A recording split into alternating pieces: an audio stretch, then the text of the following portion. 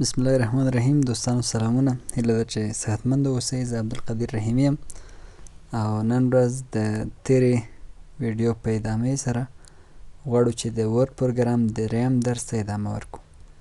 په تیر درس کې مونږ د فونټ آپشن مکمل خلاص کړ او نن راځو د قسمت پاراګراف ته. د ټول نه مخکې دوستانو تاسو باید په دې باندې پوه شئ چې په ورډ پروګرام کې څه وخت یو پاراګراف جوړیږي. هر کله چې تاسو یوه لیکنه کوئ دلته مثلا زه لیکم رڼا اکاډمیک سنټر،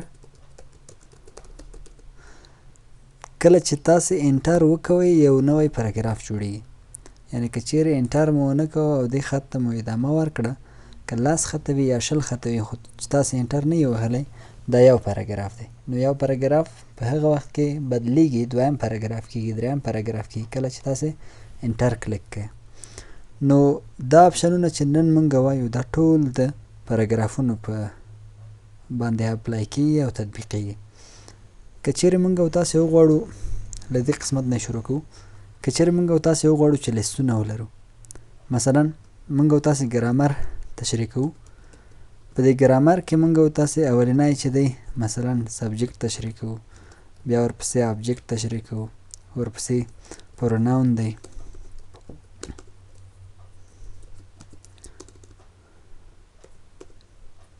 پروناون دی، بل مثلا ناون دی، آرټیکل دی، آرټیکل او نور هم ډېر همداسې شیان دي. نو اوس که چیرې لیست مونږ جوړوو، دا د مونږ عمومي عنوان دی او دغه کوم عنوانونه چې دلته ما لیکلي دي دا ټول مربوط د ګرامر کېږي. نو اوس مونږ او تاسو ته ښکاري نه چې دا اوس کوم یو د چا مربوط دی. دا ګرامر موضوع ده. که چیرې دا لږ غټ کړو داسې په دې شکل باندې او دا نور ټول انتخاب کو، راشو دلته دې ته بولټډ لیست ورکو. بولټډ دا مطلب چې یو دوه درې نوي په دې شکل ډیزاینونه ولري. دا چې راشي هر ډیزاین چې ته اپلای کوې تطبیقوې هماغه به دلته اضافه شي. دا شکل مو نه دی خوښ، دا بل شکل، هر شکل چې د تاسو اړتیا وي کولی شئ. او که وروسته له دې نه نوی اضافه کوئ په دې کې هیڅ مشکل نشته. که کولی شئ چې پریپوزیشن ورپسې هره موضوع چې لیکه تاسې داسې ادامه ورکولی شئ. اوس که چیرې څوک درنه پوښتنه وکړي چې دا څومره موضوعات دي، نو کولی نه شئ چې تاسې جواب ورکړئ تر هغو پورې چې تاسو نه وي حساب کړي. کله چې حساب کړل وروسته له دې بیا کولی شئ. نو راشئ دویم آپشن دلته چې دی نمبرینګ دی. نمبرینګ کې تیار په نمبرو باندې لیست درته جوړوي. یعنې تاسو د لیست تعداد معلوم وي چې په دې لیست کې څو اجزاوې دي. دا 10 شیان، 11 شیان، 12 شیان چې هر څومره زیاتېږي هغومره به اتومات نمبر یې درته راځي. که چیرې مثلا د دې منځ کې دغه د اووم آپشن چې ما دلته مثلا لیکلی دی بوک، دا که چیرې زه پاک کړم نو یا هم پریپوزیشن آرټیکل د دې ځای نه پاک کړم، پریپوزیشن به اتومات پنځم شي تاسې وینئ او هغه بل پخوانی موضوع له دې ځای نه پاکه شوله.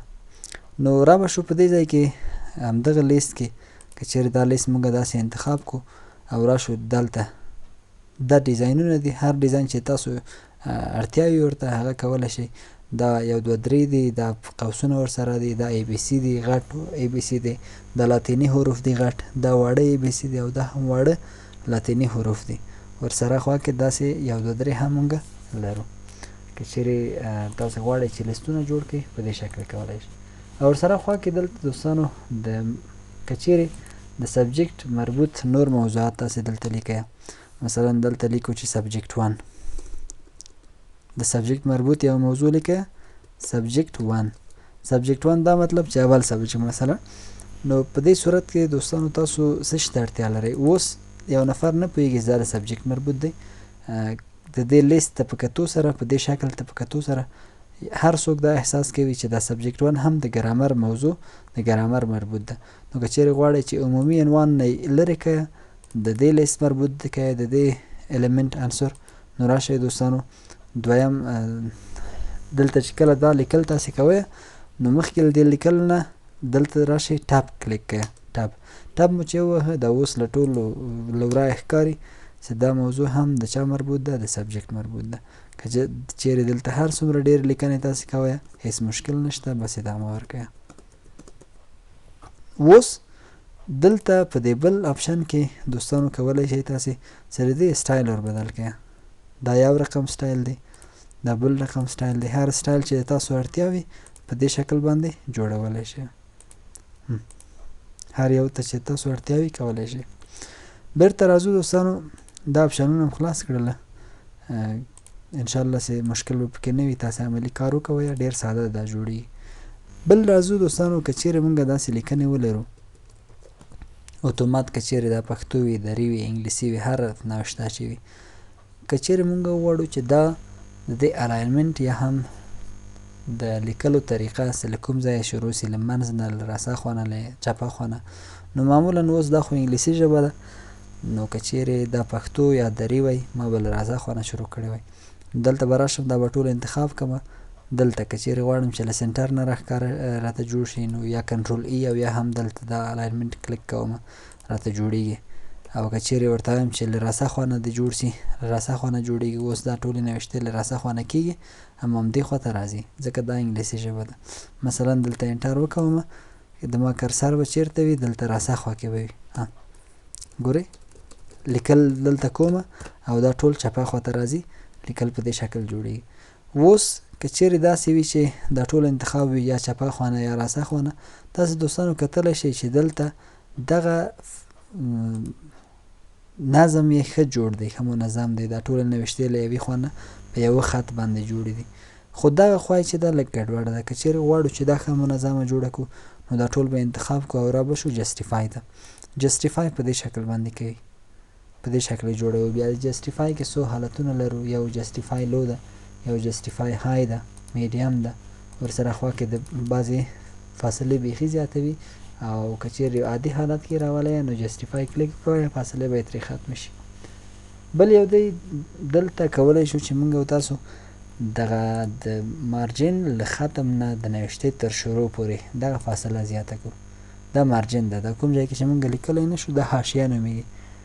د دې له ختم نه د نوشتې تر شروع پورې دې ته انډنټ وایي. که چیرې غواړو چې دا انډنټ زیات کړو په دې شکل، ګورئ دا حاشیه ده په حقیقت کې دا ځای. نو که چیرې غواړو چې دې پاراګراف د تغییرات موږ او تاسې دلته راولو او دلته وغواړو چې دغه فاصله لږ نوره هم زیاته کړو، نو په دې شکل باندې کېږي. په هر پاراګراف کې چې تاسو کرسر ودرو، همغه ټول پاراګراف کې تغییر راځي.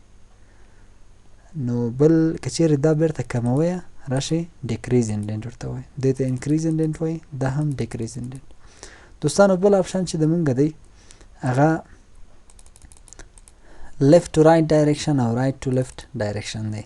دا قسمت دې ته وایي right to left direction د ټکسټ، او دا هم left to right direction. دا هغه وخت کې استفاده کېږي که چیرې مونږ او تاسې دا ژبه وي چې د هغه مسیر د خط له چپه خوا نه وي، لکه چې اوس د مونږ او تاسې انګلیسي ده په دې برنامه کې، نو مونږ معمولا left to right direction نیسو. او که چیرې داسې وي چې مونږ او تاسې داسې یوې ژبې ته چې هغه پښتو وي، دري وي، په هغې کې مونږ او تاسې هم پښتو لیکو، هم دري لیکو، هم انګلیسي لیکو، او بیا هم دا آپشن له مونږ نه پاتې وي چې دا یو معموله اشتباه ده د خلکو په منځ کې. که چیرې دا آپشن له مونږ نه انتخاب شوی وي، left to right direction انتخاب وي، او بیا هم کوشش کوو چې دلته دا ولیکو له راسه خوا نه، نو زه دلته پښتو لیکم چې زما نوم، انګلیسي بیا لیکم چې زما تخلص رحیمي دی. څه شی دوستانو؟ رحیمي دی. اوس ګورئ یو مشکل سره زه مخ کې یم چې هغه مشکل دا شی دی، ګډوډي په دې کې راغله. ځکه ګډوډي راغله چې ما left to right direction انتخاب کړی دی، اما زه څه کوم، هم انګلیسي ژبه او هم پښتو ژبه مکس کوم. د دې لپاره چې تاسې پښتو او دري دواړه مکس کړئ، نو بیا څه وکوئ چې د دې لپاره ګډوډي پکې رانسي، دا آپشن انتخاب کړئ، right to left direction به ورته انتخاب کړئ. کله چې دا انتخاب کړئ، دا الاینمنټ هم رایټ کړئ. اوس که چیرې تاسې هر څه لیکئ، زما نوم، اوس راشئ بیرته انګلیسي انتخاب کړئ، رحیمي، بیرته پښتو ورته انتخاب کړئ، دی. هیڅ کوم مشکل نشته. کولی شئ چې تاسې بدون له کوم مشکل نه دلته جوړ کړئ. مثلا بیا ورته لیکم چې د کتاب معنا څه شی ده؟ بوک ده. بوک، بیرته بیا فاصله او بیا ژبه بیرته بدله دی. په دې شکل باندې کولی شو چې موږ او تاسې پښتو او انګلیسي دواړه یو ځای ولیکو. نو د دې لپاره چې په کوم کتاب کې کوم چپټر کې یا هم مقالې کې د تاسو اړتیا وه چې هلته پښتو او انګلیسي دواړه یو ځای ولیکئ یا دري او انګلیسي یو ځای ولیکئ، تاسې کولی شئ دوستانو چې دا اپشن له رایټ ټو لیفټ ډایرکشن انتخاب کړئ. پاتې شو دوستانو دغه نور اپشنونه، دا اپشنونه به انشاءالله چې د موږ په بلې ویډیو کې وي. تاسې کولی شئ چې د موږ پخوانۍ ویډیوګانې چې 2 درسونه تیر شوي دي هغه وګورئ د موږ په یوټیوب چینل کې. که چیرې دوستانو د دې درس په اړه باندې کوم سوال وي نو تاسې کولی شئ چې په کامنټ کې له ما نه وپوښتئ او زه به انشاءالله ځواب درکړم. د الله په امان، ښې چارې.